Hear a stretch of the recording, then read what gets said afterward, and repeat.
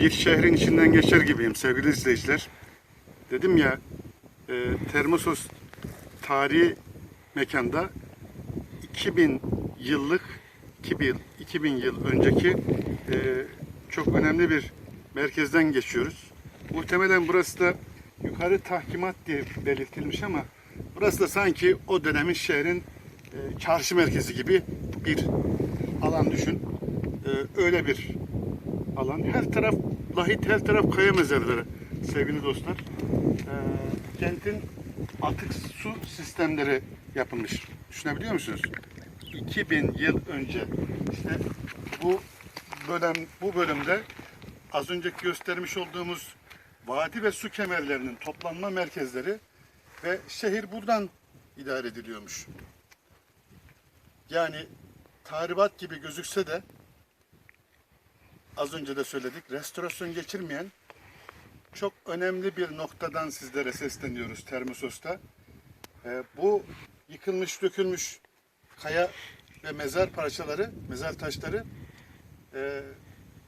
2000 yılından bugüne restorasyon görmeden bugüne gelmiş dünyanın ve Türkiye'nin çok önemli bir müzesi, tarihi bir müzesi.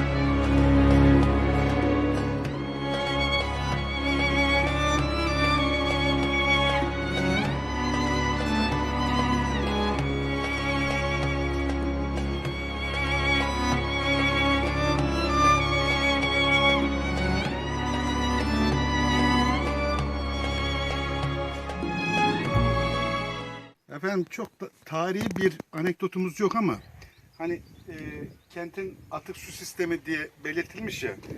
Ahmetciğim bir gösterir misin burayı? 2000 yıl önce bir tarihi dokudan, Termosos'tan söz ederken böyle bir kanalizasyon yapısını da göstermek lazım. Muhtemelen kanalizasyon olarak atık su sistemlerinden bahsedildiğine göre efendim hep anlatıyoruz tarihi dokudan bahsederken bu şehrin, kentin atık su sistemlerinden bahsettik. Ahmetciğim şuradan bir görüntü verebilir miyiz? Bakın burada çok belki net gözükmüyor ama bu kentin atık su sistemleri dediği bir kanalizasyon yapısından söz etmek lazım. Belki tarihi bilgilerini eksik veriyor olabiliriz. Çok böyle tarihe dokuya çok fazla dokunmak istemeden o günden bugüne 2000 yıl öncesinden bahsediyoruz. O zaman böyle bir sistemi nasıl uygulamışlar? Gerçekten düşündürücü ve çok ama çok mimari bir yapısı ve dokusu var Termosos'un.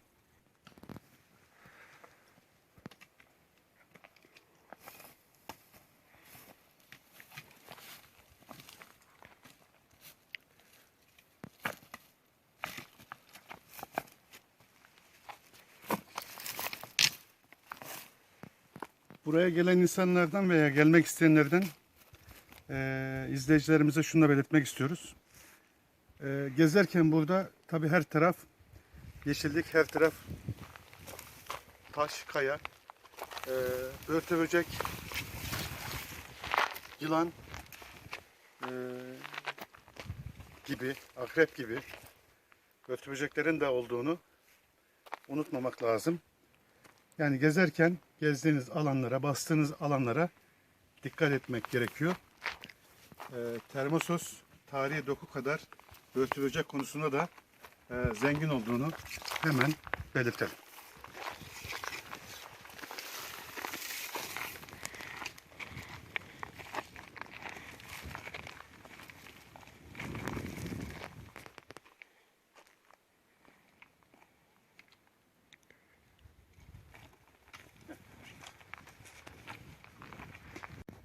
Efendim bütün sütunların özellikle birçok sütunun yıkıldığını program boyunca hep anlatıyoruz. Arkamızdaki su kemerlerinden kral tapınaklarına, kale mezarlarına kadar birçok alanı görüyoruz. Tamamen doğasal, yani doğal, kendi içinde doğal afetlerde, yağmur ve yağışlarda doğasal olaylarla, depremlerle bu olayların meydana geldiğini, herhangi bir çalışmanın olmadığını hemen belirtelim. Öyle bir zarar ziyan gibi bir şey yok, tahribat yok. Gördüğünüz alanda kameraman arkadaşımız Ahmet görüntü veriyor. Neyi nereden anlatsak, bütün bastığımız yerlerin bir tarih olduğunu bilerek, bir şehrin içinden geçerek ve konuşmanın da nerede nasıl devam ettiğini belirtmemek insanı bir hayli adrenalini yükseltiyor burada. Hem doğasal iklimi, hem oksijeni, hem de bir tarihi dokuyla Termosos insanı bakirlik pozisyonuyla da gerçekten büyülüyor. İyi ki çıkmışsın, iyi ki buradayım dediriyor insana.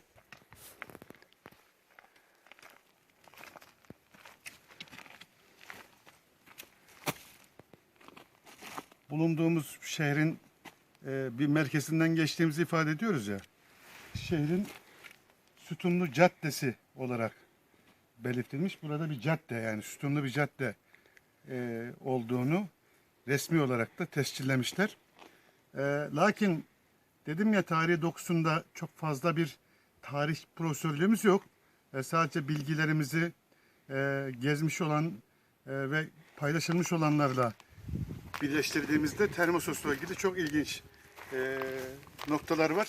Ama burada şu andaki tarihi müze olarak gezdiğimiz yerde de kameraman arkadaşımız gösterirse, tanımlanmayan yapı. Gördük mü Ahmetciğim? Tiyatro bölgesine de çıkacağız ama tanımlanmayan yapı diyor. Yani hala tanımlayamadıkları Termosos'ta alanlar ve noktalar var. Size samimiyetimle söylüyorum. Eğer burada bir restorasyon yapılsa, tamamen el alınsa, bu sadece tek başına bizim ülkemizin yapabileceği bir restorasyon mümkün değil. UNESCO'nun en azından bu çok milyon dolarlık belki de böyle bir yatırım proje olması gerekiyor. Ben bu dokunun altında bilmem kaç tane daha şehir çıkacağını düşünüyorum. Hala Termosos'un sırrını biz çözmüş değiliz. Ben öyle anlıyorum. Neden herhangi bir bilgi, neden herhangi bir çalışma yapılmıyor? Bunu da anlamış değilim. Tamam, deprem olmuş, doğasal afet olmuş, bu kadar sütunlar yıkılmış, bu kadar kaya mezarları, lahitler yıkılmış. Ama yetkililerimizin de buraya sahip çıkması gerekiyor. Buraya çünkü yurt dışından binlerce turist taşıyoruz. Turist getiriyoruz, insan getiriyoruz. Ama getirdiğimiz yerin tarihini de bilmek zorundayız. Buraya da sahip çıkmak ve burayı da böyle taş yığın olarak görmek veya göstermek istemiyoruz. Yetkililerin de bu konuda Termosos'ta önlem alması gerekiyor. Sır dünyası gibi burası. Dokunsan toprağın altından toprak fışkıracak. Tarih fışkıracak. Belki bize neler anlatacak neler. O yüzden buraya ehemmiyet verelim ve bu tarihi dokuya lütfen ama lütfen sahip çıkalım. Şu anda da bir su sarnıcı olarak ifade edebiliriz. Ahmetciğim, şöyle bir görme imkanımız var mı? Çok derin bir kuyudan belki çok şu anda dibi gözükmüyor. Ama en azından buraya bir ızgara koymuşlar. Ne kadar sağlıklı onu da bilmiyoruz ama çünkü çoluk çocuk burada, her yaştan insan geziyor. Buraya da dikkat etmek lazım. Gezerken mutlaka bastığınız yerlere dikkat edin diyoruz ya. Termosos'ta her bastığınız alan, her bastığınız nokta önemli. Burada kanalizasyon hatlarını mı, su sarnıçlarını mı, su kemerlerini mi Dedim ya, yaşayan bir tarihi, yaşayan bir şehri konuşuyoruz efendim. Buyurun.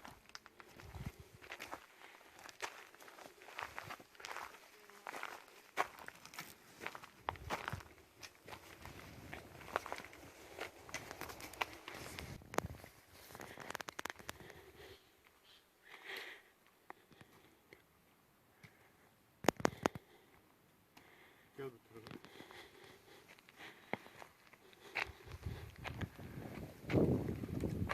Sevgili izleyiciler, görüyor musunuz? Kameraman arkadaşımız görüntü veriyor.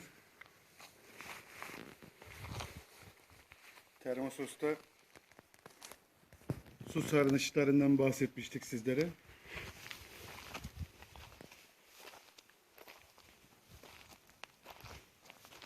Bu alanlar kapatılmış.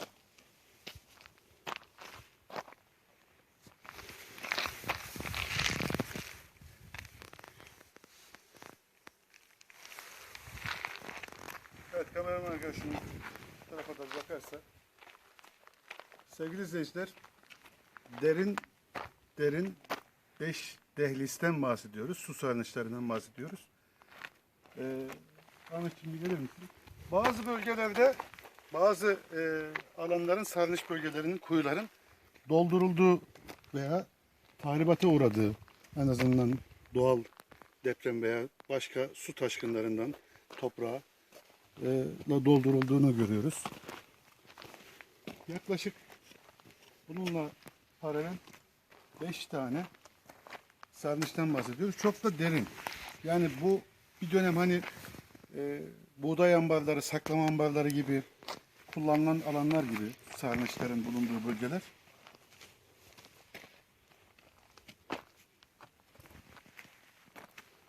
İnsanlar burada bir yaşam sürmüş. Bir şehir, bir başkentlik yapmış. Bir medeniyet yapmış. Bir Helenistik döneminden bahsediyoruz. Çok önemli kayalar oyularak, dağlar, bayırlar, o günün şartlarından bahsediyoruz yani.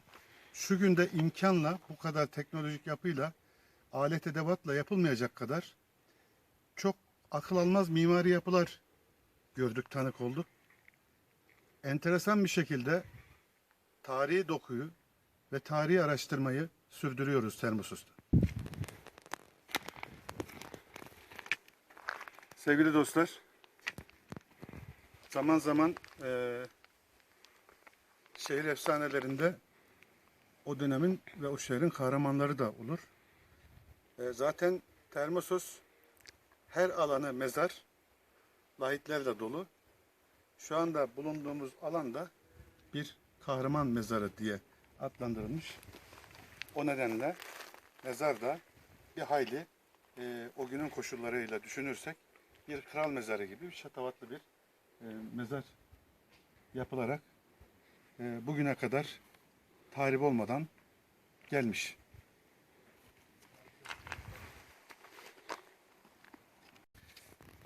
Sevgili izleyiciler, burası da muhtemelen pazar yeri. O günün, o zamanında, o şartlarda Agora pazar yeri diye adlandırılıyor. Ve arkamızda bulunan ve o günün şartlarında da çok enteresan kapalı toplantı mekanları varmış. Yani kapalı alanda toplantı yapıyorlarmış. Yukarıda arkasında gördüğünüz duvar ve bitişimizdeki bir tapınak Artemis tapınağı diye hemen görmek mümkün. Benim bir anekdotu da paylaşmak istiyorum sevgili izleyiciler. Bilgilendirme adına paylaşmak istiyorum. Müzeler Müdürlüğü'nün veya Termosos'ta veya başka bölgelerde de var mıdır? Bu benim gördüğüm en büyük eksikliklerden bir tanesi. Burada noktaların, yani tarihi dokuların üzerinde birçok alanda böyle plakalar vardır. Sütunların üzerinde veya o bölgeye girişlerde. O bölgenin mesela Artemis Tapınağı derken Artemis'in kim olduğu ve orayla ilgili olarak bilgi verilir.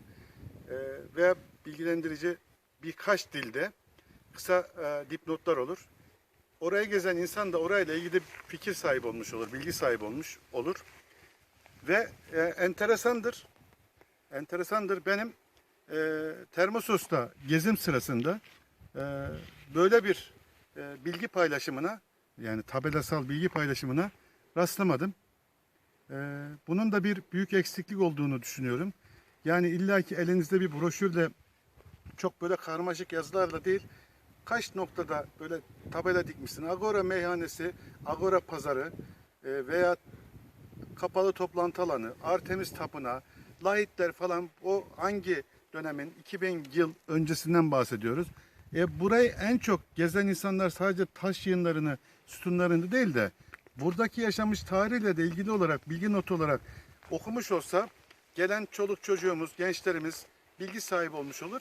Termosos deyince de aklına daha güzel bir şeyler alarak, daha birçok bilgiyi hafızasında tutarak gider. Efendim,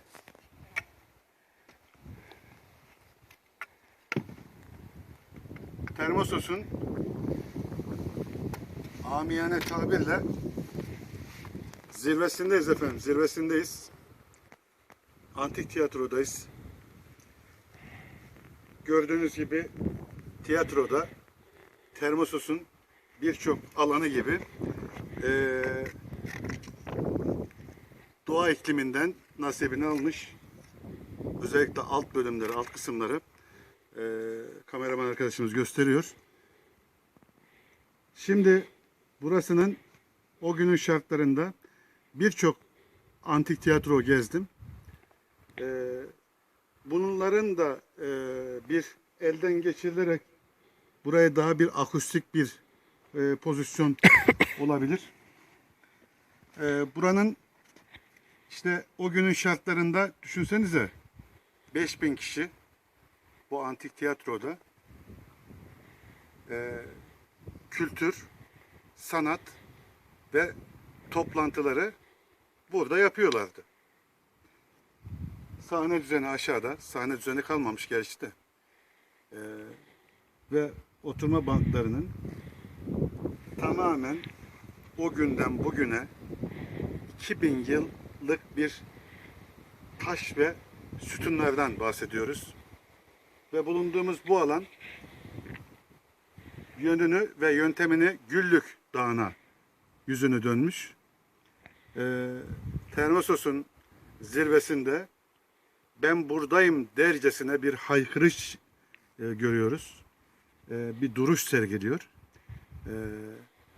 Yani kendisinin unutmaya çalışanlara ben asla unutulmam dermiş gibi bir ses duyuyorum sanki burada. Sanki burada bir kültür sanat var. Sanki burası dolu. İnsanlar hayretle bir şeyler izliyor, bir şeyler dinliyor. Böyle bir yani atmosfer kulaklarımla çınladı. Mevzu bahis tiyatro olunca tarihe dokunun üzerinde kendimi o döneme ait, o dönemin koşullarında hissettim. Bugün tarihe tanıklık ettik. Termosos'u gezdik ve Termosos'tan sizlere gezdiğimiz alanlardan görüntü aktarmaya çalıştık. Sürçülisan ettikse affola diyoruz. Kendi gözlemlerimizi bu tarihi şehrin üzerinde, tarihi öğrenin üzerinde bilgi edinmeye ve edindiğimiz bilgileri de sizinle paylaşmaya çalıştık.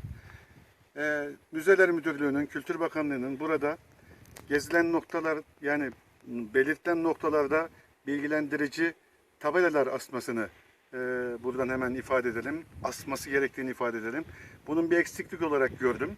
Bunu da hemen paylaşmak istedim. Burada insanlar geziyor ama taşların, sütunların, mezarların veya lahitlerin hangi dönemde kimlere ait olduğunu ve neye ait olduğunu bilmiyor. Sadece taş yığınların üzerine gezmiş oluyor. Aslında bir tarihi dokunun, bir şehrin üzerinde geziyoruz. 2000 yıl önceki kurulmuş olan bir şehirden bir hayat belirtileri ve burada yaşayan efsaneleri ifade ediyoruz. O yüzden sürçülisan ettikse dediğim gibi affola diyoruz.